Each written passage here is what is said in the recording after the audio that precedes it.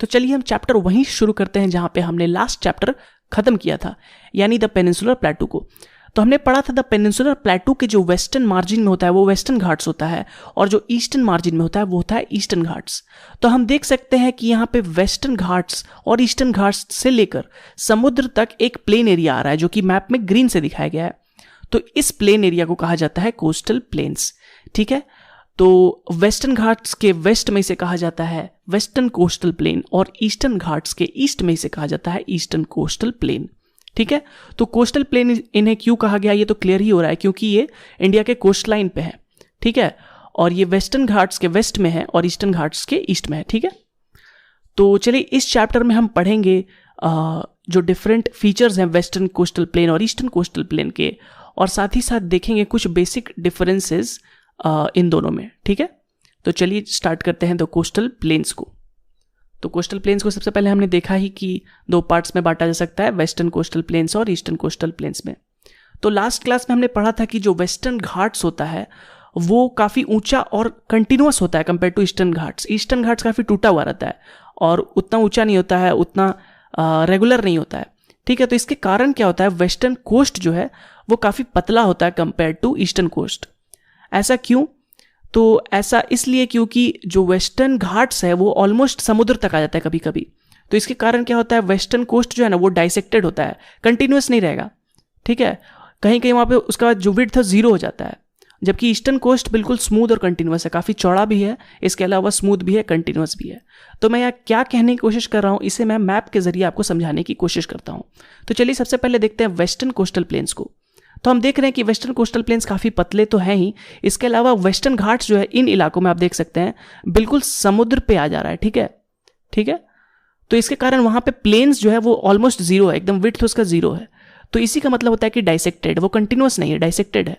ठीक है, वहीं ईस्टर्न कोस्टल प्लेन्स में हम देखें तो कंटिन्यूअस ये ग्रीन लाइन है, कहीं भी आपको टूटा हुआ नहीं दिखेगा। इसके अलावा काफ़ी चौड़ा भी है compare to western coastal plains. ठीक है, तो वेस्टर्न कोस्टल प्लेन्स एक तो पतला भी है, उसके अलावा वो डाइसेक्टेड है, जबकि ईस्टर्न कोस्टल प्लेन्स जो है वाइडर तो है ही, इसके अलावा वो कंटिन्यूअस है। ठीक है, तो ये था पहला difference between western coastal planes और ईस्टर्न कोस्टल प्लेन्स। चलिए अब सेकंड डिफरेंस देखते हैं। तो सेकंड डिफरेंस ये है कि वेस्टर्न कोस्टल प्लेन्स को ज़्यादा बारिश मिलती है। ठीक है, यहाँ पे ज़्यादा रेनफॉल होती है। ऐसा क्यों? क्योंकि यहाँ पे जो है ये विंडवर्ड साइड में लाई करता है साउथ वेस्ट मानसून के।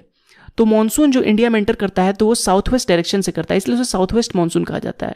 ठीक है, तो जब साउथ वेस्ट डायरेक्शन से एंटर करता है तो इससे सबसे पहले वेस्टर्न घाट्स मिलता है। तो वेस्टर्न घाट्स में ये मैक्सिमम पानी अपना गिरा देता है। क्यों? जो माउंटेन्स रोकते हैं तो उसके विंडवर्ड साइड में पानी रेनफॉल गिर जाता है। अब जो ये मानसून आगे बढ़ता है तो इसके पास पानी उतना है नहीं, तो ईस्टर्न में ये काफ़ी कम पानी देता है। ठीक है, चलिए अब थर्ड डिफरेंस की तरफ बढ़ते हैं। अब थर्ड डिफरेंस ये है कि जो रिवर्स होते हैं वेस्टर्न कोस्ट में वो एस्चुरी फॉर्म करते हैं। ठीक है, 2 ही रिवर है, नर्मदा तापी, और ये एस्चुरी फॉर्म करेंगे। और जो रिवर होंगे ईस्टर्न कोस्ट में ये फॉर्म करते हैं डेल्टा। तो एस्चुरी डेल्टा हमने जब वर्ल्ड ज्योग्राफी में पढ़ा था रिवर सिस्टम में तो पढ़ा था कि क्या होता है। ठीक है, तो वही है, जो ईस्टर्न कोस्ट में जो रिवर्स होता है वो डेल्टा फॉर्म करते हैं, जैसे कि महानदी, गोदावरी, कृष्णा, कावेरी जैसे जो नदियां हैं ये एस्चुरी फॉर्म करेंगे। ठीक है, डेल्टा फॉर्म करेगी। ये धीरे धीरे एक तरह से फैन शेप में कन्वर्ट होते होते और समुद्र में मिल जाती है। जबकि जो नर्मदा और तापी रिवर्स है ये लोग एस्चुरीज फॉर्म करते हैं। ठीक है, रिफ्ट वैली में बहते हैं, इसलिए जाके फाइनली चट्टानी इलाका रहता है एंड में, तो ये एस्चुरीज फॉर्म करते हैं। ठीक है, तो ये एक डिफरेंस हुआ, ये बहुत इंपॉर्टेंट डिफरेंस, ये क्वेश्चन पूछा जाता है कभी कभी।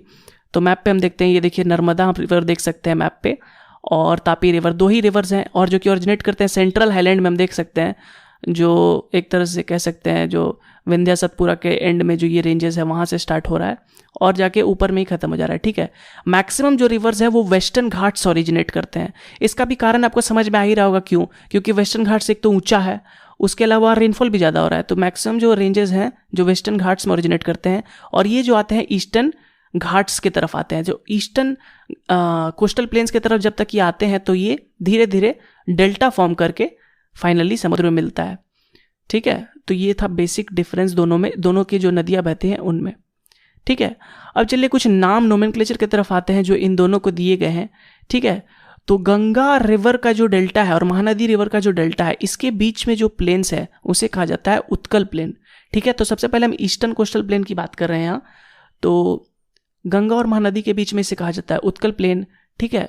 उसके बाद महानदी से आगे बढ़ेंगे अगर हम, ठीक है, और जो पहुंचेंगे पुलिकट लेक तक, ठीक है, तो उसे कहा जाएगा आंध्रा प्लेन, ठीक है। उसके बाद पुलिकट लेक से आप कन्याकुमारी तक चले जाइए तो उन्हें कहा जाता है तमिलनाडु प्लेन, ठीक है। तो ये बेसिकली 3 पार्ट्स में प्लेन्स को डिवाइड किया जा सकता है, उत्कल प्लेन, आंध्रा प्लेन और तमिलनाडु प्लेन, ठीक है। और एक और नाम दिया गया है इनके कोस्ट लाइन को, ठीक है। तो जैसे कि जो ये तो प्लेन्स की बात हो गई, यहाँ पे काफ़ी चौड़ा प्लेन है, ठीक है, लेकिन अगर कोस्ट लाइन की बात करें तो 2 नाम दिए गए हैं, ठीक है। तो नॉर्थ में इन्हें कहा गया है नॉर्दर्न सरकार्स, ठीक है, और जो साउथ में दिया गया है उन्हें कहा गया है कोरोमंडल कोस्ट। तो जो कोस्ट लाइन है उनका डिफरेंट नाम दिया गया है, नॉर्थ में नॉर्दर्न सरकार्स और साउथ में इसे कोरोमंडल कोस्ट कहा गया है, ठीक है। अगर जो ट्रेन आप एक जानते होंगे चलती है हावड़ा से लेकर साउथ की तरफ, तो उसे कोरोमंडल एक्सप्रेस दिया गया है, वो इसी कोरोमंडल कोस्ट के नाम पे, ठीक है। तो चलिए मैप पे देखते हैं क्या मैं बताने की कोशिश कर रहा हूँ। जो गंगा का डेल्टा था उससे लेके ऑलमोस्ट महानदी का जो डेल्टा है उसे बीच इसे कहा गया उत्कल प्लेन। फिर वहाँ से आप नीचे आ जाइए पुलिकट लेक तक, ठीक है, तो वो कहा गया इसे आंध्रा प्लेन। और फिर नेक्स्ट हम जब आएंगे पुलिकट लेक से पूरे बिल्कुल साउथ कन्याकुमारी तक, तो वो कहा जाता है तमिलनाडु प्लेन, ठीक है। तो 3 पार्ट्स में हम डिवाइड कर सकते हैं इसके प्लेन को, और जो इसका कोस्ट है उसे हम डिवाइड कर सकते हैं 2 पार्ट में, ठीक है। जो टॉप का कोस्ट है उसे, जो नॉर्दर्न कोस्ट है उसे कहते हैं, बेसिकली हम कह सकते हैं उड़ीसा तक, ठीक है, उसे कहते हैं नॉर्दर्न सरकार्स। और साउथ में आप चले जाएंगे, ठीक है, तमिलनाडु और पार्ट्स ऑफ आंध्र प्रदेश, तो उन्हें कहेंगे हम कोरोमंडल कोस्ट। तो चलिए अब नोमेनक्लेचर कुछ देख लेते हैं वेस्टर्न कोस्टल प्लेन्स को। तो वेस्टर्न कोस्टल प्लेन्स में हम सबसे पहले स्टार्ट करेंगे गुजरात के इलाके से। तो गुजरात का जो पेनिनसुला है आप जानते होंगे उसे काठियावाड़ पेनिनसुला कहा जाता है। तो वहाँ जो प्लेन्स एग्जिस्ट करता है उसे कहा जाता है काठियावाड़ प्लेन्स, ठीक है। नेक्स्ट हम उसके नीचे आएंगे तो दमन दीव से समझ लीजिए आपका स्टार्ट होता है और फिर नीचे आता है ऑलमोस्ट गोवा तक, ठीक है। तो कंप्लीटली महाराष्ट्र और गोवा को जो कवर करता है उसे कहते हैं हम कोंकण कोस्ट, ठीक है। उसके बाद नेक्स्ट हम आते हैं जो कर्नाटका का जो कोस्ट लाइन है उसे कहा जाता है कन्नड़ कोस्ट, ठीक है। उसके बाद हम जो नेक्स्ट फाइनल कोस्ट में आएंगे वो होता है मालाबार कोस्ट, और ये होता है केरला को कोस्ट को कहते हैं मालाबार कोस्ट, ठीक है। तो ये 4 पार्ट्स में हम डिवाइड कर सकते हैं वेस्टर्न कोस्टल प्लेन्स को, ठीक है। तो सबसे पहले गुजरात से स्टार्ट करते हैं। गुजरात में जो काठियावाड़ पेनिनसुला है, ठीक है, इसके में जो प्लेन है उसे कहते हैं काठियावाड़ प्लेन्स। इसके बाद नेक्स्ट आते हैं दमन एंड दीव से गोवा तक ऑलमोस्ट, तो इसे कहेंगे हम कोंकण कोस्ट। नेक्स्ट आते हैं जो कर्नाटका का एक तरह से कोस्ट लाइन कह सकते हैं, इसे कन्नड़ा कोस्ट या फिर कन्नड़ा प्लेन कहा जाता है, ठीक है। तो कन्नड़ा ये बिल्कुल कन्नड़ टर्म से डिराइव्ड है, जो कि वहाँ का लैंग्वेज है कर्नाटका का कन्नड़, तो उसी से आता है कन्नड़ा कोस्ट। नेक्स्ट आता है जो केरला का कोस्ट है उसे कहा जाता है मालाबार कोस्ट।